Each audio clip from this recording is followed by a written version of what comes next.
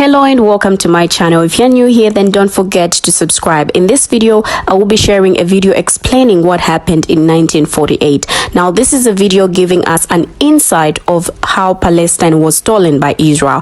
It shows how history has been carefully concealed, purposely distorted, and in the West, largely forgotten. Now, the video shows how hundreds of thousands of Palestinians were violently displaced from their homeland in order to create the state Israel. Here is a video. This is a story about what happened here in 1948. That history has been carefully concealed, purposefully distorted, and in the West, largely forgotten. They put our village as an example with what they can do.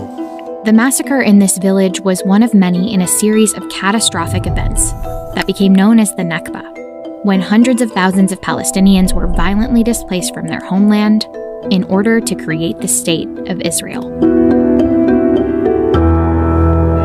In May of 1948, a new Jewish state, Israel, was born in a bath of blood.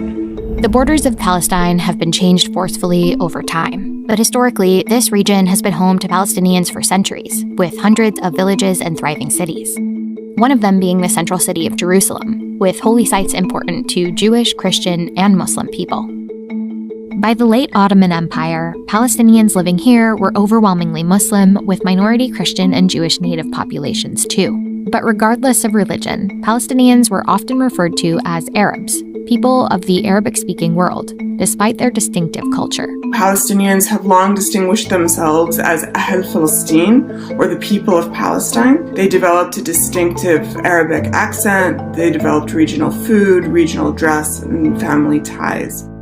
But by the time World War I began, several key political forces were competing for control of these lands. First, there was a growing Arab political movement, looking for independence from the Ottoman Empire in hopes of a unified Arab state that would include Palestine. Then, there were Zionists, a political group that had one main goal: the creation of a Jewish state. Zionism was a response to an increasingly brutal climate for Jewish people, particularly in Europe and Russia, where there was a massive wave of anti-Semitism, including large-scale attacks in the late 1800s and early 1900s. After briefly considering other areas for a new state, including Uganda and Argentina, Zionist leaders decided on Palestine because of its connection to early religious history. But there was a third key group with political interests here: the British. Control of the region would allow them to expand their spheres of influence and protect trade routes to India. During World War I, since both the British and the Arab independence movement wanted Palestine, they decided to go after the Ottomans together with an important pledge.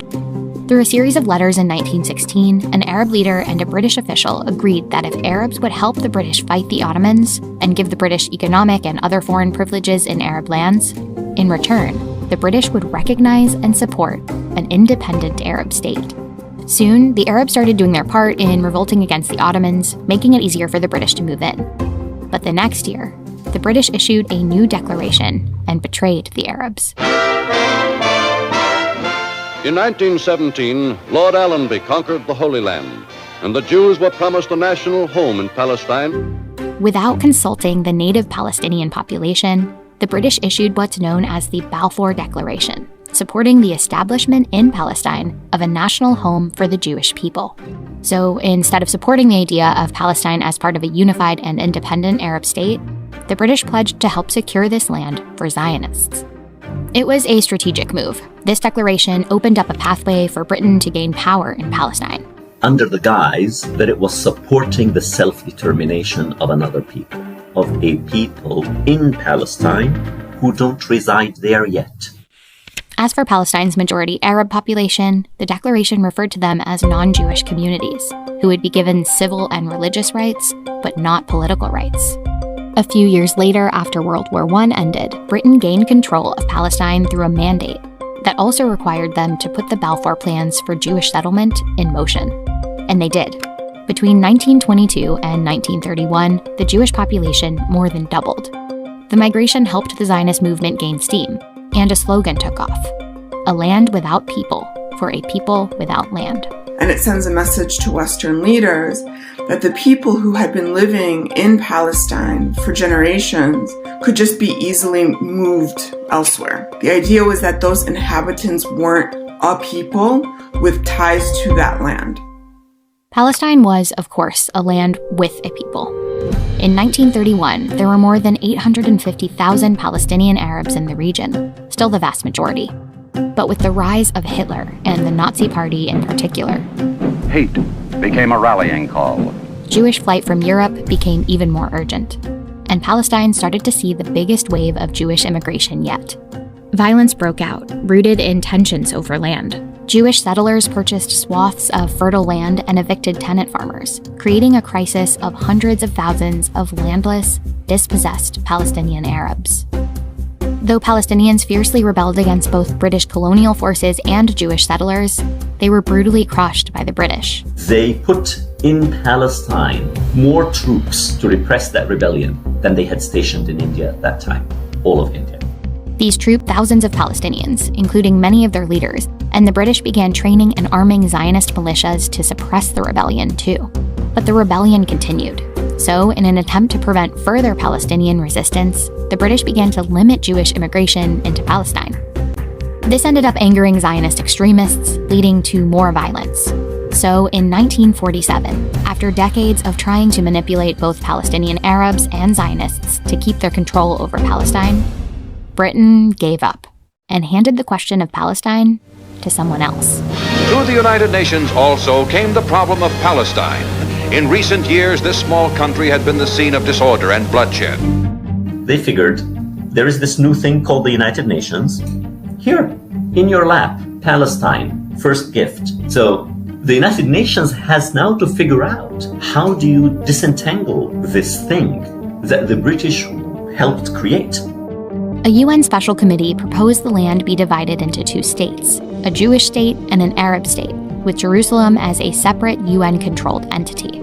It was called the Partition Plan of 1947. The plan shocked Palestinians. We could not accept the partition plan because at that time the population we were almost 2-to-1. But the plan proposed giving over half the land, and often the most fertile areas, to the Jewish state.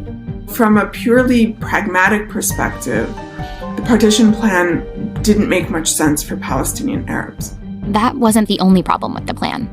Within this proposed area of the Jewish state were hundreds of thousands of Palestinian Arabs, including both Muslims and Christians, who had lived there for generations. On a moral level, the idea of making hundreds of thousands of Palestinian Arabs minorities in their own homeland seemed unjust and unfair. In November 1947, the UN put the plan to a vote. In the aftermath of the Holocaust, and after lobbying from US leaders and Zionists, the UN voted in favor of partition. And finally, a momentous decision to partition the Holy Land's 10,000 square miles. Britain announced their mandate over Palestine would end on May 15, 1948, even as Palestinians continued to reject the UN's decision to partition the land. After the partition took place, in 1947, we really were scared something might happen to us. Today, between 1,600,000 and 750,000 Israelis live in these sizable settlements, equivalent to roughly 11% of the total Jewish Israel population. They live beyond the internationally recognized borders of their state, on Palestinian land that Israel occupied in 1967, now comprising East Jerusalem and West Bank. Since then, the Israeli government has openly funded and built settlements for Israeli Jews to live there, offering incentives and subsidized housing. So why have these housing compounds caused so much rancor and been called a threat to the prospect of peace in the Holy Land? Contrary to common belief, settlements are a legacy of the pre-1948 period before the creation of Israel.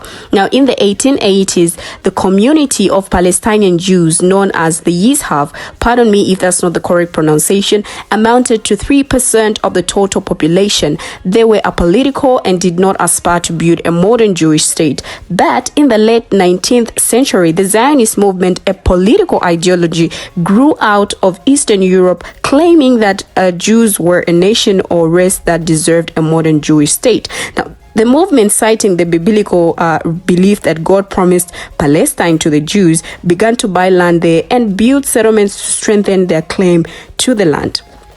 The distribution of the settlement determined the map of the proposed United Nations petition plan for Jewish and Palestinian states in 1947. By 1948, prior to the ethnic cleansing of Palestine by the Zionist movement, Jews had control over less than 6% of the land. As European Jews began to colonize Palestine, many pushed by anti-Semitic persecution in Europe. Now, the balance of land control between Palestinians and immigrant Jews shifted significantly. The project was facilitated by the British, who were occupying Palestine from 1917 to 1947, with the aim of building a Jewish state. Now, between 1922 and 1935, the Jewish population rose from 9% to nearly 27% of the total population, displacing tens of thousands of Palestinian tenants from their lands as Zionists bought land from absentee landlords. Now, under the 1947 UN petition plan, Jews were allocated 55% of the land, encompassing many of the main cities with Palestinian Arab majorities and the important coastline from Haifa to Jaffa. Now, the plan would deprive the Palestinian state of key agricultural lands and seaports, which led the Palestinians to reject the proposal. Shortly after that issuance of UN Resolution 181 that called for a petition, war broke out between Palestinian Arabs and Zionist armed groups who, unlike the Palestinians, had gained extensive training and arms from fighting alongside Britain in World War II. Now, this is basically the history of how Palestine was stolen by Israel. After listening to all this, what is your take on this video? Share your comments below. Thank you for watching and see you in my next video.